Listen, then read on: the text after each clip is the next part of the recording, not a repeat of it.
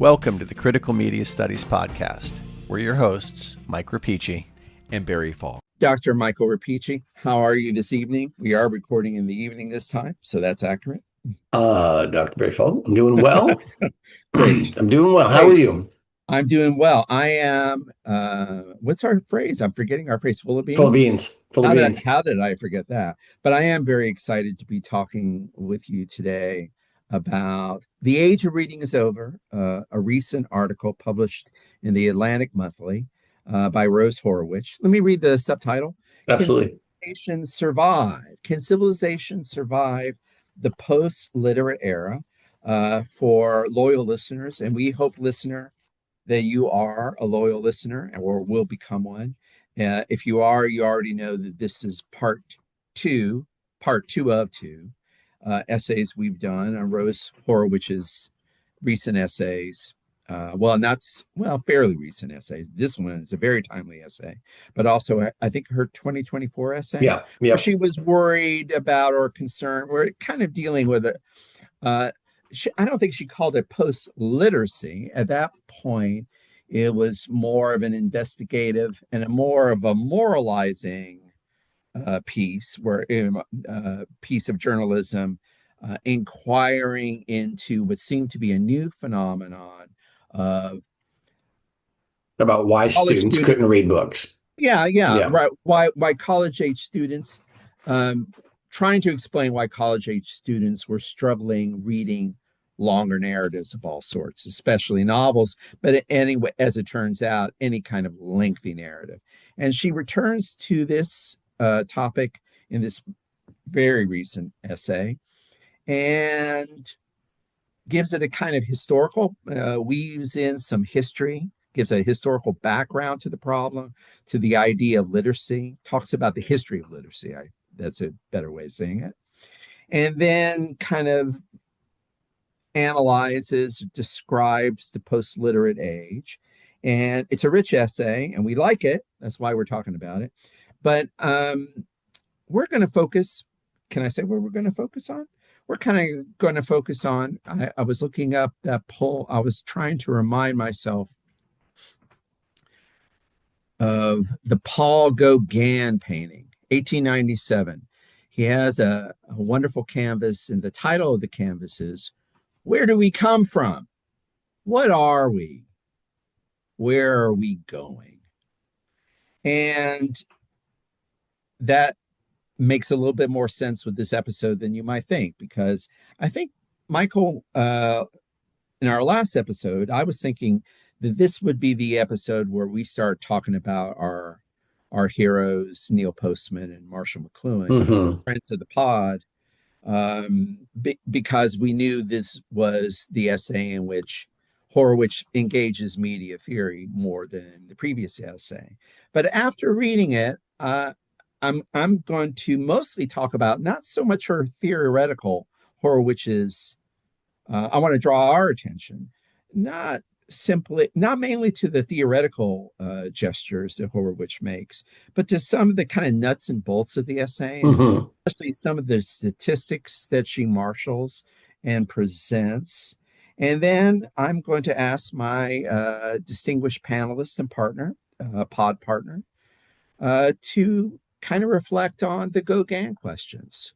Where are we? What are we doing as a society, but also even as a podcast? What is, if we are indeed, in other words, if we are in a post-literate age, I'm going to ask my distinguished partner here what that means and what that means for us. And for us could mean Barry and Mike, or it could mean the culture at large, or I don't know what it's going to mean, but we will find out and we will be excited together. So let me get to the, I'm going to shut up for a moment, but then I'm going to present some key passages from the essay as a preface to our discussion. Let's let it rip. Do you? No, I'm excited. I'm excited to get going. I don't think that there's anything to add at this point. Okay, so I guess I will read a little bit of the very beginning, because this is where she kind of begins with, I think, the dream of literacy in the ancient world. And she begins with this anecdote. 2,300 years ago, the legend goes, King Ptolemy the First of Egypt asked his court advisor to assemble a comprehensive collection of the world's written works. Royal forces ransacked every ship that arrived at Alexandria, searching for scrolls. These were stored at the Museum, I guess that's how you pronounce it, sorry, a shrine to the Muses, modeled after Aristotle's Lyceum. This fact kind of blew my mind. Aristotle's own book collection was said to be among the holdings of the Library of Alexandria. And she goes on to detail in her opening, some of the wonders and spectacular things that happen at the library. There basically are research scholars, right? The king is paying for research scholars to do research there. And so this is kind of an university, right? Yep. But the end of the story is, so the tradition, she notes that the traditional answer, George Bernard Shaw made this is a spectacular event in George Bernard Shaw's play Caesar and Cleopatra, where, and this is a reputed, this is often recorded that Caesar burned the library when he was trying to conquer Egypt, that he burnt the library. And there's a classic moment where servant comes and reports to Julius Caesar that the Library of Alexandria is burning. And Caesar replies in Shaw's play, a horrible history, let it burn. That's just a little interlude. But basically Horowitch says, yeah, that's a spectacular story about the library. Mm-hmm. But the truth is, probably the library just decayed. Yep. And it decayed because it's a lot of work to keep it going. And that's the kind of framework for her talking about American literacy, which was a startling achievement. Post-World War II American literacy is a startling achievement. It's a record-breaking achievement. We have more readers now probably than ever before. But Horowitz's message is we could still lose it because it takes a lot of work to do reading. So now let me go to some statistics. Only 38%, I guess we'll start here. According to the National Endowment of the Arts, I'm looking at the first page of Rose Horowitz's, and let me just clarify it for listeners. Her essay, The Age of Reading is Over, in the July-August issue of the Atlantic Monthly. According to the National Endowment for the Arts, which conducts the most comprehensive survey of the nation's reading habits, fewer than half of all adults reported having read a book of any kind in 2022. Only 38% read a novel or a short story. A study analyzing 236,000 responses to the American Time Use Survey. That's an interesting, I like that, American Time Use Survey. Found that the proportion of Americans who read for pleasure on any given day fell from 28% in 2004 to 16% in 2023. Let me jump ahead and mention another telling statistic. Yeah. And yet, strangely enough, and also this is one of the interesting things in this particular article, in this more lengthy article, Horowitch basically returns, and I mean, she has sort of returned to her old arguments, but nicely nuanced them, thickened her description, provides a lot of interesting data and facts on it, and this is one of them. In 2024, in a national test, just 35% of high school seniors were proficient, quote unquote, at skills such as analyzing complex fictional themes and evaluating the effectiveness of an author's arguments. And yet, strangely enough, Americans are probably reading. This is one of the interesting nuances, and maybe, Michael, you have to say about it. This post-literate society doesn't mean people aren't able to read. No. Partly it means that people don't want to read sustained narratives. So there's a different kind of reading that we practice. Well, she distinguishes very deliberately between illiteracy and post-literacy. And I think I think this is a good place just to stop for a second. Sure, please. It's not that we're illiterate. People can read words. I think that she's really identifying literacy as the ability to focus and sustain attention. That's wonderful. To an evolving, idea, right? So it's not that you can't read Twitter posts. You certainly can. In fact, we're doing a ton of that. It's that you can't, pick up any sort of long form writing. That there's something going on. There's a disconnect with the brain. There's disconnect with the processing in the brain. And this quote from Marianne Wolf in the next paragraph, let me read it because it's directly pertinent to what you just said, Michael. This explosion of textual fragments has come at the expense. It's not that we're not reading Instagram. Right. Said. This explosion of textual fragments has come at the expense of devoting sustained attention to longer written works that convey rich and complicated information.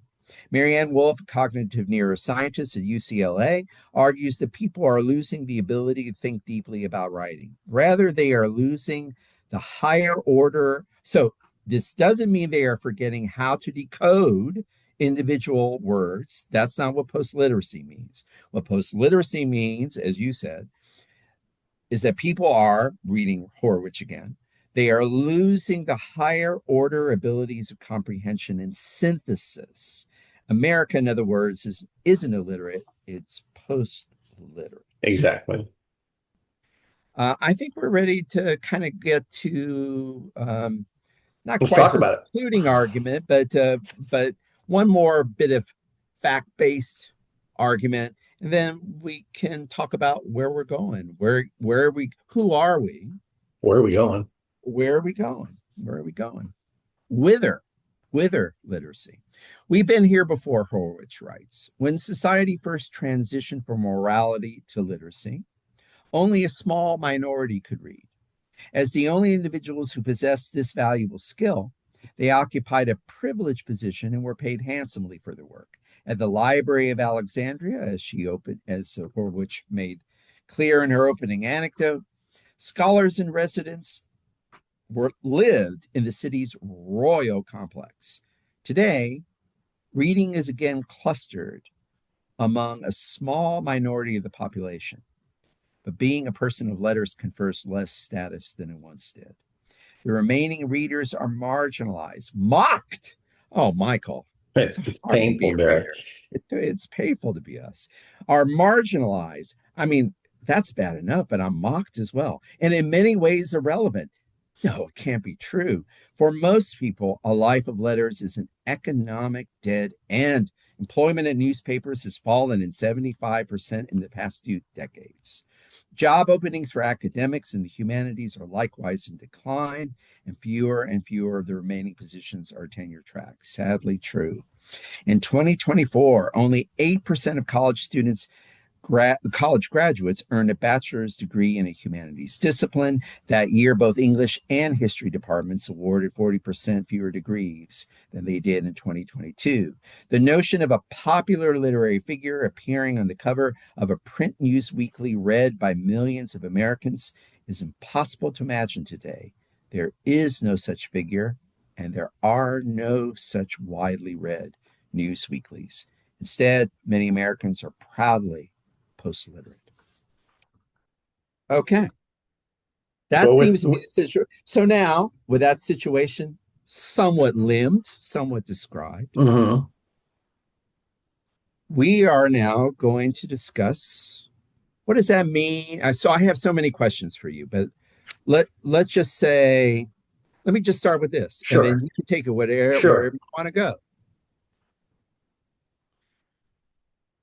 And in Falk, an unfortunate Falk manner, I'm going to give a little bit of preamble to the question, but it's going to be preamble that you can add to because I'm going to talk about our Dear podcast. Okay. So, when we started our Dear podcast, it was kind of ancillary to reading, right? It was kind of a reading support group, a reading group plus. It's exactly what it was. Right. Yeah. It came out of our desire to read McLuhan, read primarily Bernard Stiegler. And then from Bernard Stiegler, we kind of went back. Well, I think right. to pull the curtain back, right? We were reading Stiegler, and at a certain point, you looked at me and said, this is a podcast. It was just a matter of hitting record. This was a reading support group, or a reading discussion group. It was a reading discussion group, and we thought, since we're doing it already, seemed to be doing it, we were already doing it, so we may as well just get the equipment and move on. So that was the origin of this group. Now, how many years later? I mean, we were doing it about a year before we went live, but or not live, but we, before we hit record, we're uploading, but. In our situation now, whether the podcast, I mean, are we still a reading support group, or is there a rationale? Maybe this is the best way to ask the question. Is there a rationale to have a reading support group? So I think there's a lot of pieces to this. There are indeed. And I want to sort of take a step back before I address that. So don't let me get lost in this, right? All right. The first thing, I think if you look at the decline of literacy, as Horowitch talks about it, the beauty of a situation is, as I see this, there are no surprises. You don't need a theoretical response to this, right? No. This is, as I see it, a logical path that we're on that directly follows technological developments and the cultural evolution that follows them. Okay. Right. So if you take that, first of all, as I think good news, because it's rational news, right? There's no weird sort of fly in the mix here. There is not an alien that is doing this to us, no. Right? But what that also means, yeah. But so the question, first of all, the question about what, whether the podcast, what's going on, do we still need something like this? I would argue you and I started reading Stiegler during COVID. And so that's now 6 years, right? A lot has changed in the 6 years. You and I started talking about media theory because we were reading media theory, and it was long and it was dense and it required, it was a literacy exercise. It was what Horowitch says is dying. Okay. Right. And I think in the 6 years that has passed, we have done what the vast majority of people in the social and technological currents have done. We have moved to shorter pieces. We have moved to chapters instead of books. We have moved to paraphrases, right? Now, it's fascinating, though, because to me, this question about where are we going and what are we going to do about it? Where do we fit in? I feel like the what can we do about it is a profoundly arrogant response that could only come from academia, right? Like this whole idea that we have to save the thing that we're doing because, by God, it is the guiding light, the beacon which leads all ships, right? I kind of look at it, this is sort of, love it or hate it, and I'm not a huge fan of it, to be clear, but this is sort of our cultural moment, the zeitgeist, if you will, right? Like this feels a lot like the discussion around AI. Is it going to kill us? Is it going to save? You know what? We're on board. The ship has left. This is where we're going. And this is not to say that activism or this, certainly all those things have an impact, but this will go as it goes. And so I look at, again, I happen to love long books, and I think there's a real pleasure in immersing yourself in this. But, I also like coconut cake, and there's people who don't, and it doesn't make it Horowitz says this thing. She's like, the Well, literacy is going to be this blip, right? And I think that that's an interesting moment for that. That's an interesting thing to look at because we came along, according to her math, at the end of this literacy phase. I'm going to see if I can find the thing that she wrote. But so okay, we come along at the end of this literacy phase. To assume that that was superior, that was the way things should go, makes sense. But it's also heavily influenced by our position here. Yeah, yeah. You can go. Please. No, please. Okay, yeah. The literate era will prove to be a brief interlude between the oral and digital ages. Sure. Okay, and so that's we not got necessarily caught. a bad thing. And that's not necessarily a bad thing you're saying. It's just going to be it's a different It's thing. just different. It's just different. Okay, I'm going to push back on that, but not that hard. Not that hard. But I want you to finish. Do you have is that a good place for you? No, I think it's, I mean, I guess what I'm saying is, yes, I see it. Yes, it's alarming, but it's alarming to me largely because I genuinely am rooted in and believe in the way that I do things and have done things and my thought process. And when I look at what most of my students at this point come up with and the way that they process things, I say, wow, you're missing a lot of things. Like your ability to read deeply has been really, annihilated almost, right? And but I also have to believe that there's things that students today do that students 6, 8, 10 years ago could not do. And I think that, it's really easy to sort of be siloed in a particular mindset, a particular way of doing things. So this is a rare moment of optimism for me, Barry. I don't do this very well. It feels strange. I disagree with you on that. I think you tend to be optimistic about these things, and it's a glorious characteristic. But I guess what I'm saying is it's upsetting, it's unsettling, right? But I think that she's right, and I don't know what to make of the digital age yet. I look at it and say, wow, there's a lot of stuff that's lost. It's difficult and awkward and weird sometimes to try and communicate with my kids. And that's a challenge that I don't think my parents had with me in the same way, right? Because my kids, you mean about your children? Or my children, I was speaking about my children, but even like the students, there's a weird sort of, there's weird, like certain lily pads are missing, like you, but I think that it's just, it's unraveling. It's rolling out in front of us so quickly. That I think that historically people have had more time to process their moment, and we're sort of stuck in this liminal space between literacy and the digital world, and it's bizarre, it's wild. No, I think that's a really, really, really important point you just made, and the comparison with AI. Not to make us feel like not to come off like saying we're the most beleaguered generation in history, but we are being asked to process and evaluate a transformation in what feels like real time, huge transformation from traditional literacy to digital literacy, but also from human intelligence to artificial intelligence. These are two epochal changes. And unlike the last transition, we are being asked to sort of comment on it and evaluate it and make important life or death civilizational size decisions on these things. And it's weird. It's weird.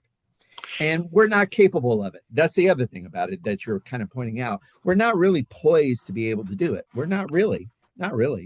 No, most of the times we're just reacting in a way that confirms our privilege or our practices or whatever our routine. Yes. So the question about the podcast, right? Like, I think it's been if you sit back and you think about what we did to start and how it felt and where it is now, it's a different show. World. Yeah, it's a different show. And I don't know that. I think there's probably a subset of people listening to this who would say, no, I want I want the longer form. But I'll tell you, if you think back, this is kind of funny. We did a long series on the Horkheimer and Adorno. Barry, that nearly killed me. Right? Like that nearly killed me. And it's not that I don't enjoy it, but I'll tell you, I think that I'm finding this to be true on a very personal level, that these long, extended sort of, analytical projects, it's not that they're not interesting and it's not that they're not possible to do, but I think that this They're idea, more draining than ever. well, more draining. No, I think in the context of life, without question, because we're so beset by so many different things that this idea of fragmentation is inevitable. I feel, and this is, part of the problem that just exists in the world we live in, right? Everybody's a target for something. Everybody's being marketed something 24 hours a day. So when you have that sort of nonstop stimulus, I feel like a natural result is TikTok. Right. It's the natural consequence of it. And I realize that we're more shaped by the forces. We're more shaped by an influence on this pod and elsewhere by the TikTok universe than perhaps than I used to think. And I'm thinking of this way. Let's connect it to the podcast. I know there are listeners who are going to be surprised at this, but we've worked very hard in the last year or so to kind of go shorter and shorter. Yeah. Podcasts. Yeah. And at this point, if it could be proven to me, now, luckily for everyone in the world, no one's going to prove this to me. But if it were the case that somebody appeared and said, Barry and Mike, the key to you becoming as successful as Joe Rogan, it's very simple. It's just a shot away. It's just a kiss away. Here's all you got to do. Make sure that every episode is as long as a Rogan episode. Make sure that you go over an hour every time. That's going to be a preliminary to becoming the podcast that you need to be. Like I said, not likely to happen, but this is my point. If that happened, and I was told that, I feel now I couldn't do it. I'm so used to thinking that this format has to be somewhat limited, or else I'm not doing my job. We're not doing a good job. See, that's fascinating. That I can't think of the long form anymore. Right? Surely that's saying something. Yeah. Now that's funny that you say that, and maybe it speaks to a certain dynamic I don't really understand here, Barry. I feel like I feel like you and I could probably talk for an hour and a half to 2 hours. No, but that's not what I'm saying. But I think that to try and listen to us talk for an hour and a half would be impossible. And the difference is, maybe that's the distinction. And I think the difference is, okay, so full disclosure, I'm one of probably 7 people who's never listened to Joe Rogan. He doesn't interest me. I've never heard anything. It's just not a thing, not a podcast I listen to, right? But I have a hard time imagining that is a literate podcast a la Horowitch, that it is a focused deep dive into long form analytical things. Theory is hard to talk about. It's hard to listen to. You can't stay in that for an hour and a half. So I think if you listen, there are podcasts I listen to that will go an hour and a half, 2 hours per episode, but they're freewheeling. Well, let's use those as an example. What makes you listen to a podcast for an hour? It's conversational. It's conversant. You listen to two people having a strength. That's Rogan's strength too. Okay, so I can see that. Theoretical. It's not theoretical. Right, argument. But if you're going to sit here and try and unpack, Horkheimer and Adorno for 2 hours, that's the better part of a bottle of bourbon and a whole lot of pausing and rewinding. Sure. That's because, and I think that's what's different. This idea of literacy that she teases out that's so fascinating to me is that sustained, focused attention, not on it's not I'm listening to this. It's that I'm intellectually engaged and plugged into this, where I am thinking my own thoughts along, trying to follow a train of thought. It's very different to be sort of a passive observer of something, which is what modern media asks us to be. Right, right, Right? Like, right. Yeah. so I think that's why we see um, academic intellectual stuff getting cut shorter.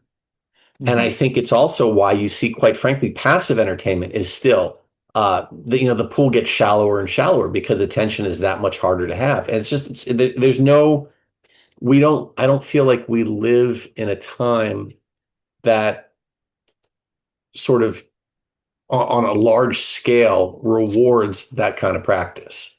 It's not to say that it's dead. I don't think it'll ever be dead or gone. There's always going to be that 18% or that 8% or that 4% that does read and think and do things. That will always be. But in terms of like mass practice, I think that the age of that is probably, gone. if it still exists, we're at the tail end of it. Last question, okay? Last question. Though maybe we're going to, investigate some of these questions in further pods, even if we're not talking about, I think we will. We'll be investigating some of these questions in further pods, further episodes, even if we're not talking about Horowitch specifically. But I do think you hit on something there that I think could be a good theme to write out on. I do think that that's one of the big takeaways. You just articulated what I think is one of the big takeaways from the essay, that reading isn't likely to disappear, according to Horowitz, but it is likely to become, reading long form text is likely to become a cult practice. Yes. There's a comparison, I think, in this essay, or may have been in the last article, between vinyl, people with vinyl and readers, and vinyl being a niche taste despite Taylor Swift, but it's still kind of a niche taste, and making that, Horwich makes that sort of comparison with readers. So I guess last question for you, Michael. In this new world where reading is a cult taste,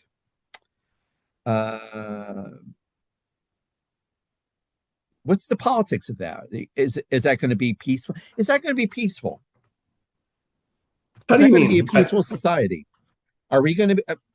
Is that going to be a peaceful, happy society? Is that going to be a society uniquely easy to Well, govern? this I think is the scary thing, because I think that it makes us a society that is highly susceptible to manipulation, highly I guess that's susceptible what I'm getting at. to emotional responses over rational responses, right? I mean, I think that the optimist the optimist in me who's like, ducking down and saying, don't call on me right now, would say, sure, if we could all find a way to be optimistic. But again, I think if you look at what's happening, right, this whole idea of do your own research, come do your own things. Well, we don't know how to research.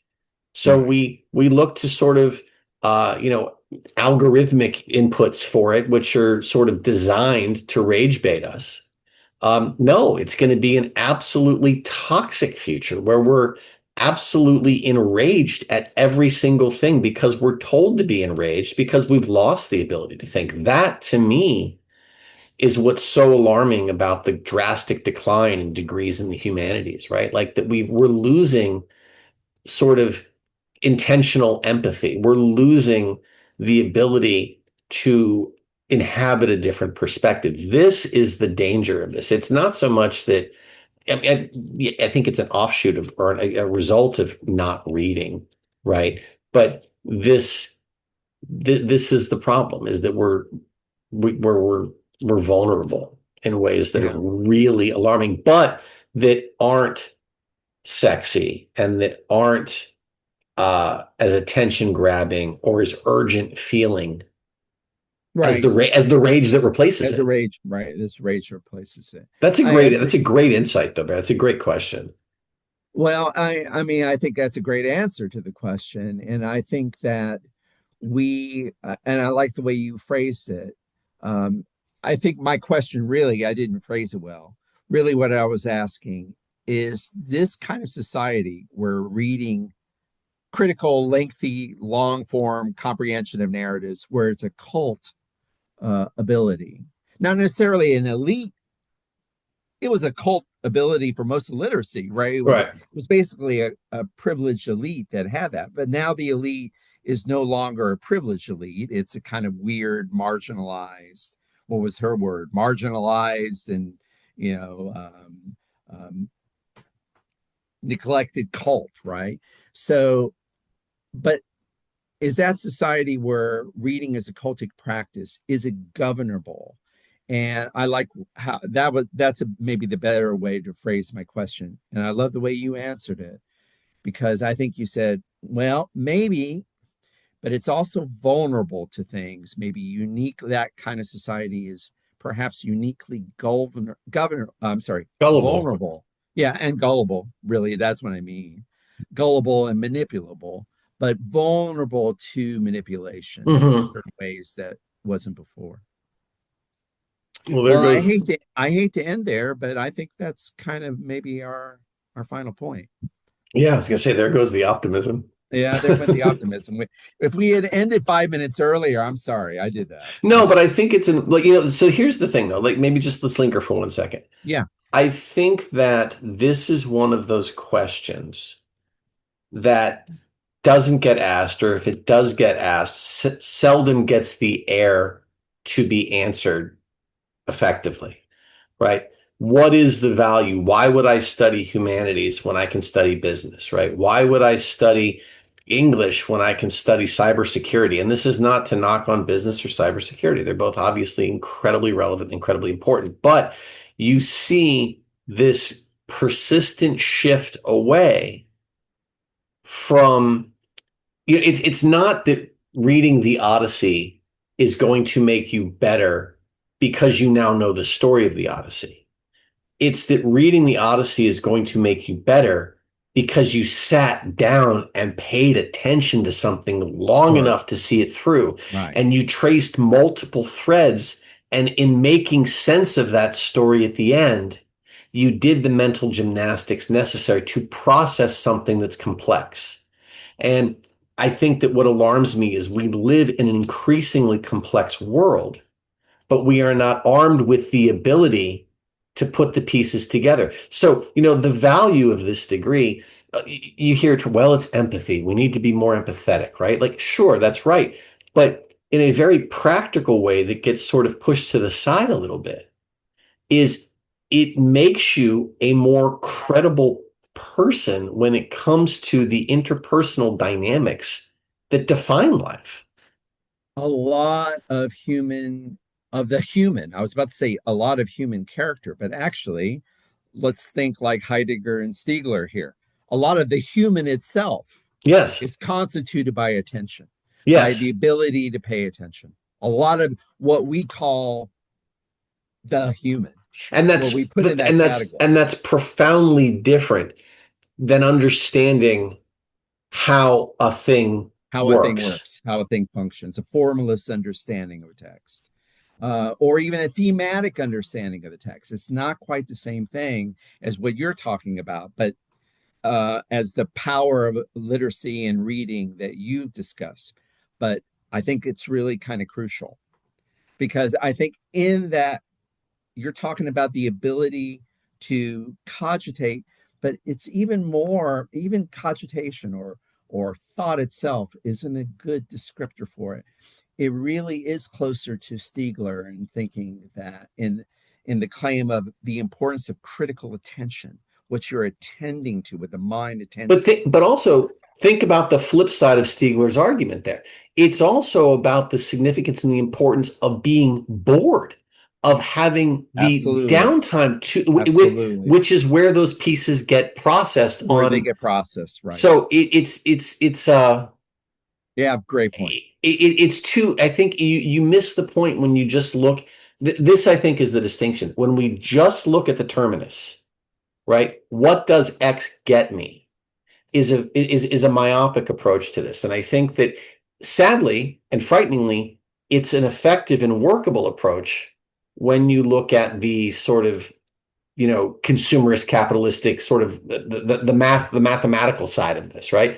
But and it's easy to do that because we're increasingly being pushed in that direction, right? With the increased rapidity of life and the advent of all these artificial intelligences and everything else that's going on, we are being pushed away from the human. But I think as long as we're drawing breath, that's still something that kind of needs to be attended to. Kind of needs to be attended to. All right.